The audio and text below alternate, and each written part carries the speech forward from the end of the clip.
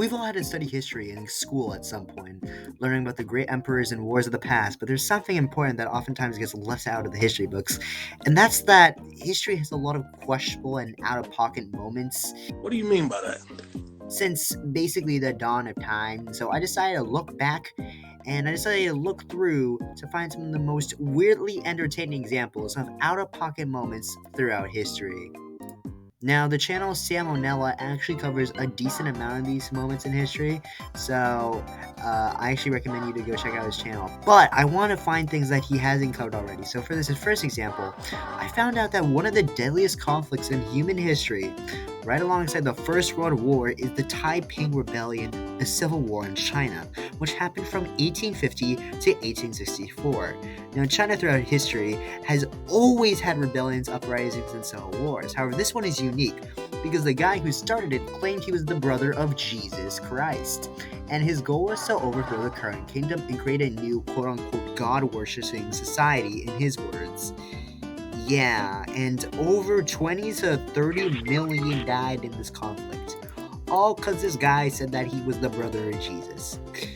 Along with this, also some bandits joined up with him, and they're known as the Black Flag Army, which honestly, that sounds pretty badass if you ask me, because they had a pretty cool name and also a pretty cool flag. But anyway, also some Muslims joined the Jesus guy too, which that seems to contradict everything, but whatever. Anyway, yeah, that was pretty weird. Okay, so let's get progressively more worse and out of pocket from this point. Alright, when I was researching, I found this piece of information and I knew I had to live record it and read it to get my live reaction out of it, so here we go. Alright, so I just found this article from Forbes and I knew I had to live record my reaction to this. Alright, here we go. Did Putin really fall and soil himself? Here are the claims about his health. Oh my god, I can't believe this is actually a real article. Here is the poop on the latest rumors about Russian President Vladimir Putin's health. The hashtag Putin pooped himself began trending on Twitter after General SVR's Telegram channel asserted that Putin had fallen down 5 steps on a staircase, landing on his... Wait, what is that? Hold on. How do you pronounce that, actually? Coccyx. Coccyx? Okay. Landing on his coccyx. Not Cossacks, but coccyx, which is the medical term for tailbone. Apparently, the tailbone didn't end there, though. According to General SVR, this fall caused Putin to defecate involuntarily, as opposed to defecate voluntarily on the stair. What the fuck am I reading? What the fuck? Alright, so I just finished reading this entire article, so I actually don't know if the claim is actually even true.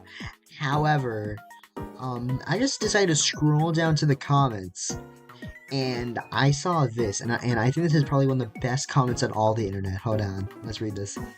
I have a degree in journalism from San Francisco State University, which has to be one of the best journalism programs in the nation. I know how to write. I cannot take this article seriously because the writing is incredibly unprofessional. This incident, if it actually happened, is not a laughing matter and should not be treated as such. I thought Forbes magazine was better than this. And then the greatest comeback of all time from Baby. Get over it.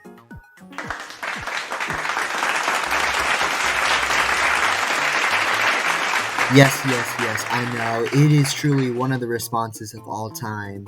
Anyway, let's see the next story.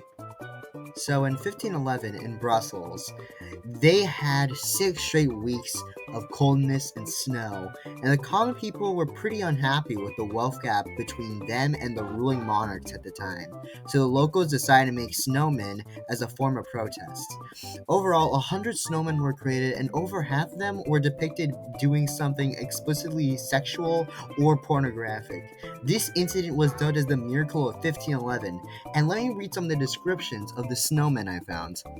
Quote, a snowman and snow woman having sex in front of the city fountain. So quote, a naked snowboy urinating into the mouth of a drunken snowman.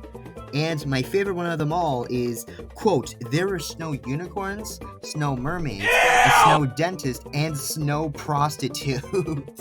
What the fuck? Man, Belgium, never change. Now this little fact right here is what inspired me to make this video in the first place. This, when I heard it, had my jaw on the ground, so get ready for this, because I need to mentally prepare you for this one. Alright, now while this one isn't technically history since it happened pretty recently, I couldn't not tell this story. So the current French president, Emmanuel Macron, who is 44, is married to a woman that is 69. Nice. And this may seem weird on its own, considering that that's a 25-year age gap.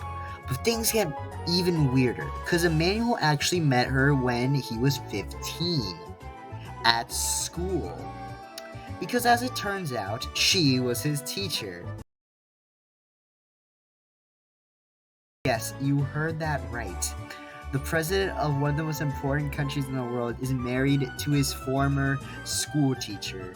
And to make things worse, at the time, she was already married, and also her daughter was literally in the same class as Emmanuel, and was also the same exact age.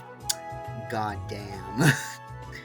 They married back in 2007, and just an interesting detail, a few years after they married, there were rumors that Emmanuel was actually in a gay affair with the CEO of a radio company in France, which obviously turned out to be false, but hey, France is the country of love, so anything can happen there, I guess. So